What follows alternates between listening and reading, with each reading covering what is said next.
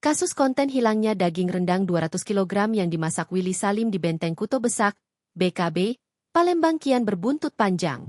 Baru-baru ini, Kesultanan Palembang Darussalam mengeluarkan maklumat tegas mengutuk perbuatan Willy Salim yang menimbulkan cemoohan bagi warga kota Palembang.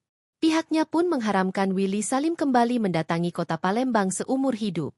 Pasalnya, budaya semon, malu, yang menjadi ciri khas Wong Palembang dinilai telah dinodai oleh konten tidak bertanggung jawab ini.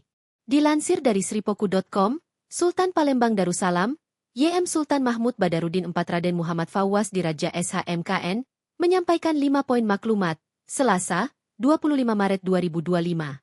Kesultanan Palembang Darussalam menilai video tersebut bertentangan dengan tradisi makan Palembang yang menjunjung tinggi tata krama. Pihaknya meminta agar Willy Salim melakukan permintaan maaf secara terbuka di hadapan Majelis Adat Kesultanan Palembang Darussalam. Selain itu, Willy Salim didesak melakukan tradisi tepung tawar sebagai bentuk pembersihan diri atas tindakannya yang dianggap melanggar adat Melayu Palembang. Semua video terkait konten memasak rendang di BKB yang mengandung hinaan, perundungan, dan fitnah harus dihapus dari semua platform media sosial.